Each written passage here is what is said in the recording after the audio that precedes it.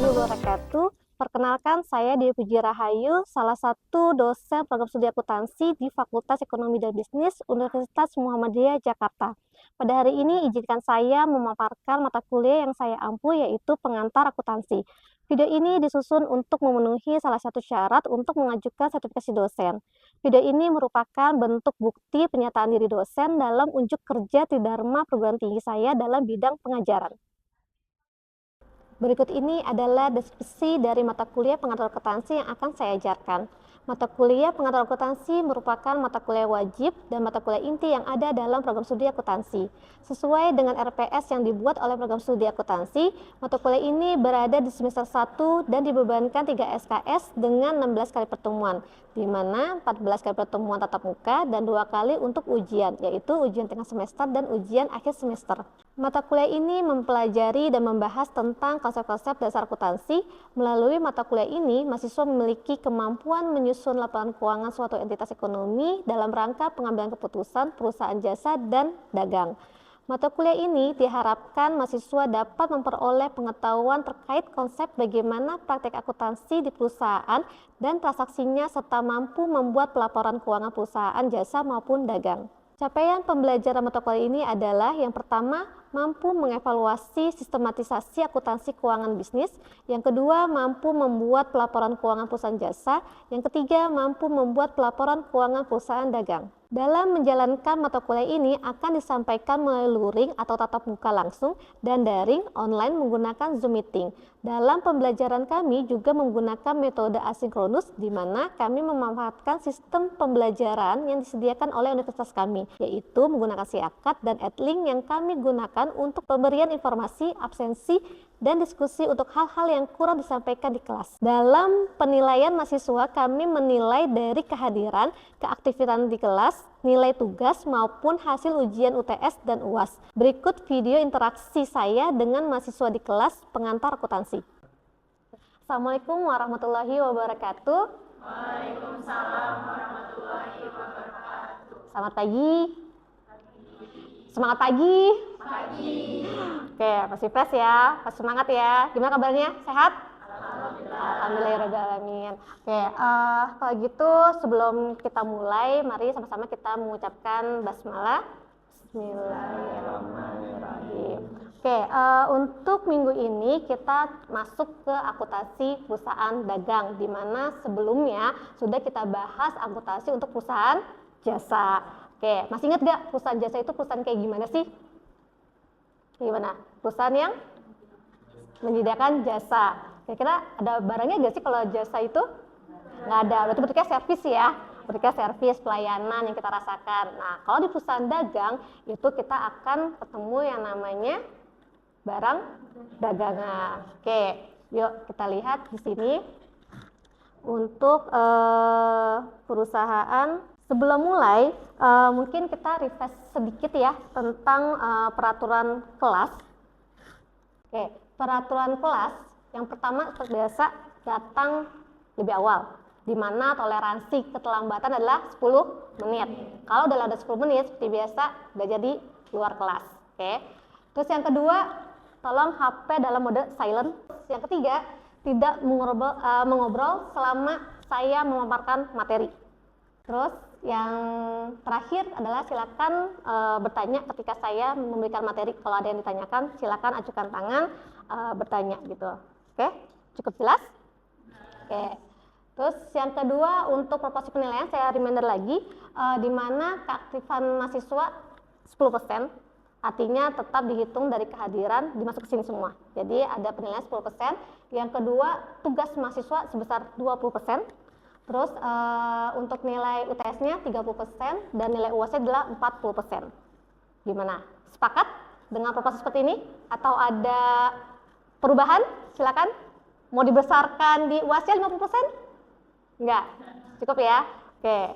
Berarti kita sepakati bahwa ini proporsi nilainya. Jadi nanti kalian silakan dihitung-hitung berapa yang mau dibesarkan. Jadi kalau saya nanti bisa ada tips and trick untuk bisa mendapatkan nilai yang memenuhi syarat gitu dengan menggunakan proporsi nilai ini. Jadi selama kuliah kalian tuh nggak terlalu stres banget gitu. Jadi mana poin yang paling dibesarkan itu yang kalian bisa ambil untuk memperoleh nilai minimal B lah gitu. Oke.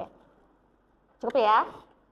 Oke, selanjutnya nanti di perusahaan dagang ini ada beberapa capaian pembelajaran yang akan kita capai, yaitu yang pertama mampu membuat pembukuan dan neraca saldo perusahaan dagang.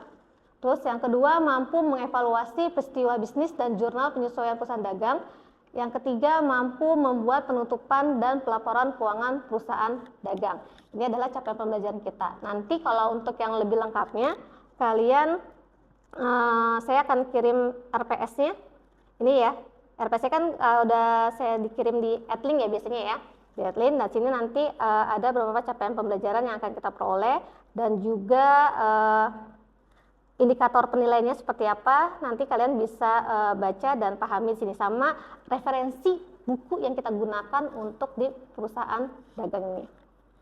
Oke, perusahaan dagang, karakteristiknya tadi sudah kita sama-sama di awal bahas bahwa karakteristik perusahaan dagang itu sangat berbeda dengan perusahaan jasa. Kalau perusahaan jasa itu dia produknya adalah jasa pelayanan, tidak dalam bentuk berupa barang. Nah, kalau perusahaan dagang dia itu berupa di mana usahanya itu menjual produknya berupa barang dagangan, di mana nanti ada pembelian dan penjualan barang dagangan tanpa adanya proses produksi. Ingat ya, tanpa adanya proses produksi. Beda, kalau misalnya proses produksi maksudnya ke perusahaan apa tuh jenis industrinya? Manufaktur. Jadi ingat ya, jenis industri kita ada 3, perusahaan jasa, perusahaan dagang, dan perusahaan manufaktur. Jasa tidak ada berupa barang, tapi servis pelayanan. Tapi kalau perusahaan dagang, dia ada barang dagangan tanpa proses produksi. Kalau manufaktur ada proses produksinya. Oke. Yang kedua, nanti kita akan menghitung beban pokok penjualan. Kan? Beban pokok penjualan adalah di mana barang kita beli, terus ditambah biaya-biaya sampai siap dijual, nanti ini adalah beban pokok penjualannya. Terus yang ketiga, nanti ada yang namanya laba kotor. Kita akan menghitung laba kotor dan persediaan barang dagangnya itu berapa. Sampai sini ada pertanyaan? Cukup jelas? Oke. Nah, siklus operasinya hampir sama dengan perusahaan jasa prosesnya, di mana dia dari kas, yaitu kan dari modal investornya, yaitu kas, di mana nanti dia ada aktivitas pembelian. Nah, aktivitas pembelian ini adalah aktivitas kita beli barang dagangan. Jadi supplier, gitu kan, kita beli barang dagangan, terus nanti masuk ke produk, yaitu kesediaan barang yang siap untuk dijual. Sini, lalu nanti masuk lagi adalah di aktivitas penjualan, nggak terlalu jelas ya, aktivitas penjualan. Nah, aktivitas penjualan ini di mana barang yang kita jual, kita jual ke pembeli. Jadi nanti ada pencatatan sini, aktivitas penjualan. Terus, nah aktivitas penjualan ini ada 2 nih, ada secara tunai sama secara kredit. Kalau tunai yang kita terima nanti masuknya apa? Kas. Kalau secara kredit berarti yang kita akui apa nanti? Piutang usaha. Nah, disinilah nanti kita akan masuk piutang usaha atau piutang dagang. Nah, terus nanti kalau misalnya kita penjualannya secara kredit dan ada piutang, maka akan ada aktivitas penagihan piutang. Nah, aktivitas piutang ini nanti akan masuk lagi ke aliran kas. Dan siklusnya seperti itu. Dari uang yang kita terima, kita berikan lagi barang dagangan lagi. Gitu. Sampai sini bisa dipahami? Atau ada yang mau ditanyakan? Cukup jelas? Jelas ya. Jadi sudah terlihat jelas nih perusahaan jasa seperti apa dan perusahaan dagang bagaimana, dan juga siklus operasinya itu seperti apa. Oke. Kita lanjut ya. Nah, untuk metode biaya persediaan. Nah, berdasarkan PSAK itu ada sebenarnya ada 3 metode perhitungan persediaan barang, yaitu ada identifikasi khusus, ada first in first out atau persediaan masuk dan persediaan yang pertama yang masuk dan persediaan pertama yang keluar. Terus ada average atau rata-rata atau timbang. Nanti dan ada ini yang metode lama itu last in first out, tapi berdasarkan PSAK yang terbaru sekarang model LIFO ini sudah tidak digunakan. Nah, kenapa? Nanti kita lihat setelah perhitungannya seperti apa. Oke. Nah, kita pahami dulu yang perhitungan persediaan menggunakan indikasi khusus, yaitu indikasi khusus biaya, artinya biaya-biaya tertentu diatribusikan ke unit persediaan tertentu yang telah diidentifikasi, di mana jenis persediaan ini memiliki karakteristik khusus dan nilai yang berbeda pada setiap jenis barang dagangan. Contohnya barang-barang kuno, lukisan, perhiasan, dan barang-barang mewah. Kenapa sih kok dibilangnya indikasi khusus? Kenapa? Biasanya kenapa tuh? Karena nilai pasarnya gimana? Dia pasti berbeda ya. Ibaratnya kalau barang-barang kuno, semakin dia lama umurnya, biasanya semakin mahal. Dan itu kan biasanya kan pakai lelang ya. Siapa yang berani bayar, udah itu dia akan terjual gitu. Makanya dia menggunakan indikasi khusus. Jadi dilihat dari umur usia dari barang tersebut. Beda ya kalau misalnya perhitungan aset tetap. Masih ingat aset tetap ya? Aset tetap semakin lama umurnya malah dia semakin turun nilainya. Tapi kalau misalnya barang kuno dia malah semakin mahal. Terus juga kayak lukisan. Nah, lukisan juga kan tidak bisa kita lihat dari besar atau kecilnya kan, tapi kan dari nilai seninya tuh berapa. Dan itu hanya orang-orang yang tertentu yang bisa mengindikasi khusus untuk menentukan harga lukisan itu berapa sih gitu. Ada yang lukisannya kecil banget, tapi dia malah harga tuh mahal banget ya gitu kan. Tapi yang besar malah yang biasa aja. Sama kayak perhiasan, kayak berlian gitu kan, beda ya. Kalau emas kita masih bisa melihat dari nilai yang ditentukan oleh Antam ya, tapi kalau misalnya kayak berlian, permata segala macam kan nilainya beda, kayak diamond gitu kan beda ya, itu pasti ada ukurannya tuh berapa. Sama barang-barang mewah lah itu pasti beda gitu. Makanya dia menggunakan nanti memasukkannya tuh menggunakan indikasi khusus gitu. Itu adalah persediaan untuk indikasi khusus. Nah, ini yang kedua, metode biaya masuk pertama keluar pertama, atau istilahnya adalah first in first out atau FIFO paling cepatnya. Nah, di sini contohnya dalam kotak ini ya, stok kartu gitu kan, diketahui pada 1 Januari itu ada persediaan awalnya. Persediaan awal 100 unit, di mana harga pokok itu adalah harga yang pertama kali kita beli. Harga pokok adalah harga pertama kita beli ditambah dengan biaya-biaya yang melekat sampai barang itu siap dijual. Gitu. Misalnya kalau kita beli komputer, kan barang komputer tuh kan ada instalasinya dulu kan, cara instalasi segala macam, kan pasti ada biaya-biaya kan, ada biaya transportasinya, biaya asuransinya. Nah itu wajib dimasukkan dalam biaya atau harga pokok penjualan. Gitu. Jadi jangan hanya pas komputernya aja kita beli gitu kan ya, tapi ditambah lagi dengan biaya-biaya lain sampai barang tersebut siap untuk dijual. Makanya itu masuk ke dalam harga pokok per unit. Nah, jadi di sini untuk yang persediaan awal kita ketahui harga pokok per unit adalah 80, nilai harga pokoknya berarti berapa? 8.000. Terus dia selama dalam satu periode akuntansi ini dia ada penjualan nih. Pada tanggal 31 Maret dia melakukan ada pembelian. Pembelian pertama ada 400 unit, di mana harga pokok per unit adalah 100, sehingga nilai harga pokoknya adalah 40.000. Terus 15 September dia beli lagi dengan kuantitasnya 300 unit, dan harga pokok per unit adalah 150, sehingga nilai harga pokoknya 45.000. Dan ada 18 November pembelian ketiga 200, dengan harga pokok per unitnya 200, maka nilai harga pokoknya adalah 40.000. Nah, sehingga jumlah yang tersedia dijual adalah 1.000 unit dan total adalah 133.000. Nah, diketahui jumlah barang yang terjual adalah 700 unit dengan harga jualnya adalah 300. Kalau harga jual itu biasanya apa sih? Istilah harga jual? Harga pokok ditambah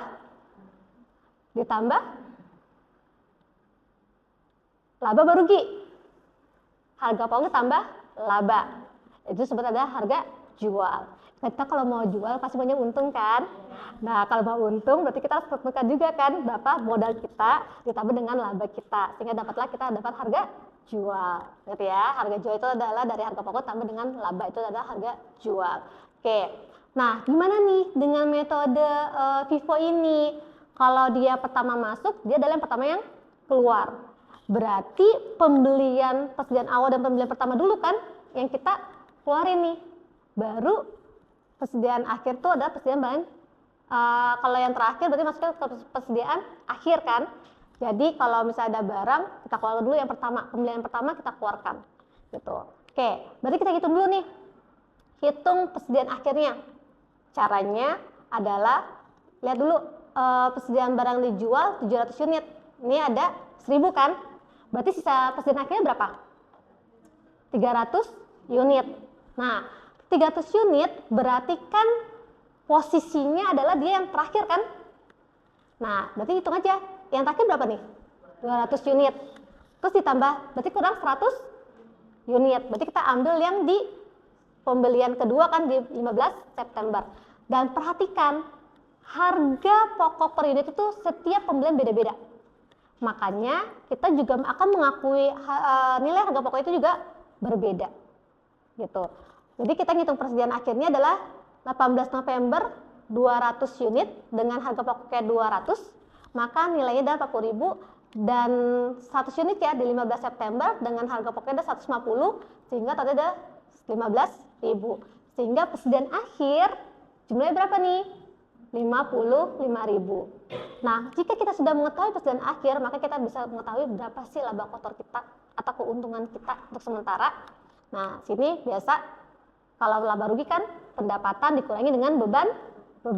Nah, kalau di perusahaan dagang itu pendapatannya diganti dengan penjualan atau pendapatan penjualan gitu. Pendapatan penjualan berapa nih yang kita jual sama satu periode ini? 700 unit dikali 300, maka total penjualan ada 210.000. Nah, beban pokok penjualan ini adalah persediaan awal ditambah pembelian dikurangi dengan persediaan akhir. Itu adalah beban pokok penjualan. Di mana persediaan awalnya 8.000 yaitu 100 unit dikalikan 80 harga pokoknya, terus ditambah dengan pembelian yaitu 125.000 yaitu pembelian 1, 2 dan 3 dan dikurangi dengan persediaan akhirnya adalah 55.000 sehingga dapatlah harga pokok penjualannya adalah 78.000 sehingga laba kotor kita adalah 132.000. Gimana? Sampai sini ada pertanyaan? Perhitungan FIFO masih aman? Masih aman? Paham ya? Cukup jelas? Untuk kartu stoknya ya dia karena kita sudah pakai rata-rata ya tinggal dikali-kalikan aja sih ini ya. Jadi dia nanti pas terakhir baru kita buat harga pokok penjualannya. Kalau yang tadi di awal kita harus hitung satu-satu dulu tuh. Ya kayak yang FIFO kan harus dihitung pakai harga yang pertama dulu kan. Itu yang baru dikeluarkan gitu untuk kartu stoknya. Oke. Ada pertanyaan? Cukup jelas? Oke. Nah, inilah membandingkan metode biaya persediaan.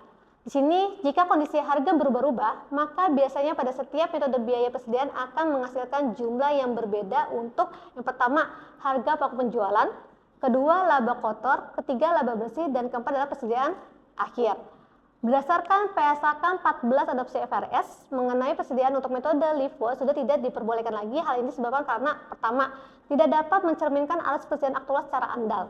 Ya iya, karena kan tadi kita lihat kan laba kotornya pasti dia kecil banget karena dia menggunakan harga yang paling terakhir, gitu kan.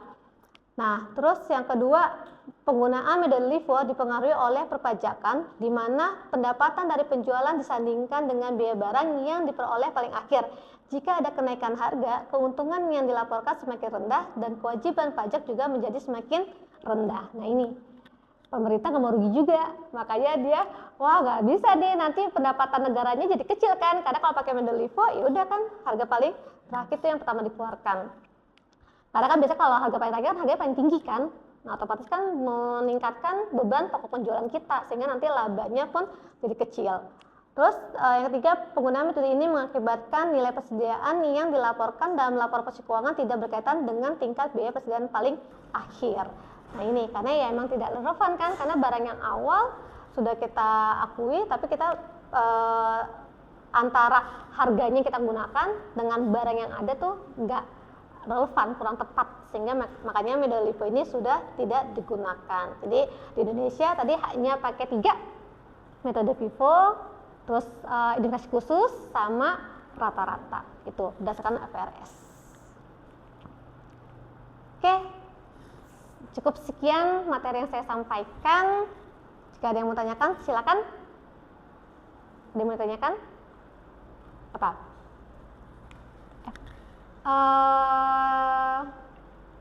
Untuk laporannya, laporan keuangannya, laporan keuangan perusahaan jasa ada apa aja sih? Apa? Laporan perusahaan jasa? Laporan laba rugi. Terus yang kedua, laporan perubahan modal. Perubahan modal atau istilahnya apa kalau dalam PSK? Perubahan ekuitas. Terus yang ketiga, laba rugi perubahan modal. Oke, arus kas. Terus yang keempat, laporan neraca atau laporan posisi keuangan. Dan yang kelima, catatan atas laporan keuangan. Nah, kira-kira perbedaannya kalau untuk perusahaan dagang di mana? Ada lagi gak perusahaan dagang? Ada tambah lagi gak laporannya? Ada lagi. Laporan beban pokok penjualan. Biasanya ini hanya untuk internal. Karena biar bisa mengetahui kira-kira berapa sih persediaan barang kita atau beban-beban yang kita keluarkan untuk selama periode akuntansinya. Nanti jadi sebelum laba rugi kita buat dulu nih laporan perubahan penjualannya dulu.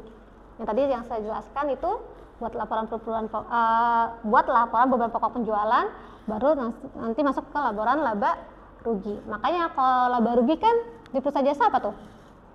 Kalau di laporan laba rugi, laporan laba rugi dia pertamanya adalah penjualan atau pendapatan. Kalau perusahaan jasa kan pendapatan ya, pendapatan berapa nih nilainya ya kan, terus dikurangi sama beban-beban berapa, maka dapatlah laba ya kan. Nah, kalau di perusahaan dagang dia itu ada tambahan sebelum beban-beban. Dia sebelum beban-beban ada dulu di sini nih.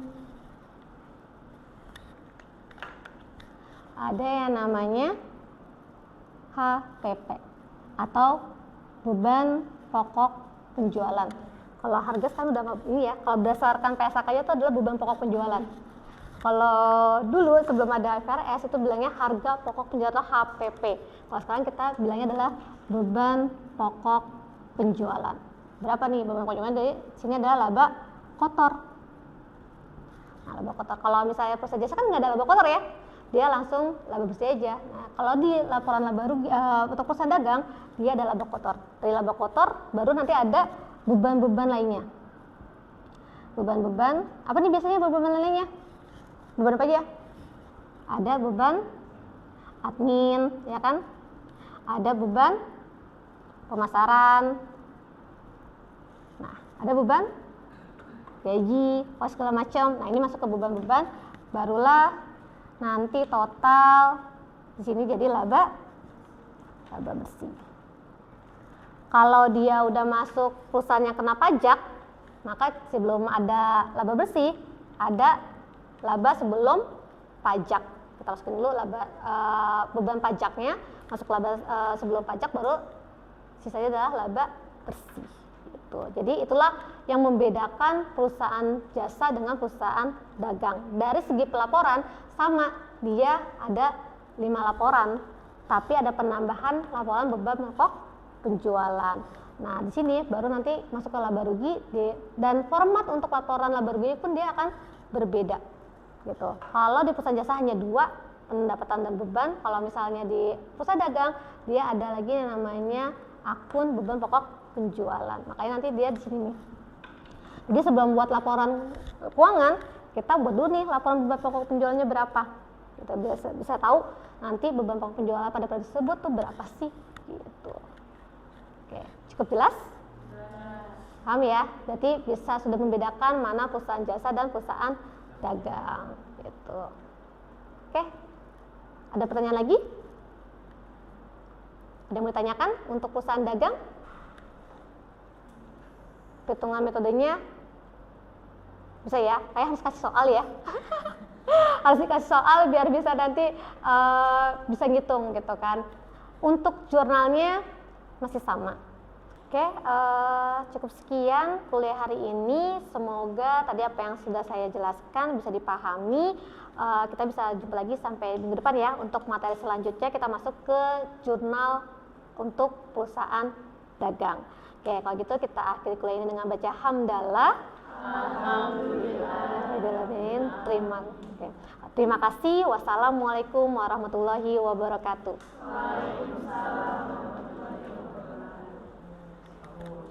Demikian video pernyataan diri dosen dalam unjuk kerja Tridharma Perguruan Tinggi saya. Mohon maaf jika ada yang kurang berkenan. Sebelum saya tutup, saya ingin mengucapkan terima kasih kepada para pihak yang telah mendukung saya sampai di proses ini. Terima kasih untuk para pimpinan Fakultas Ekonomi dan Bisnis Universitas Muhammadiyah Jakarta dan pimpinan program studi akuntansi serta para mahasiswa saya yang sudah menjadi bagian dari perjalanan saya sebagai seorang pengajar. Wassalamualaikum warahmatullahi wabarakatuh.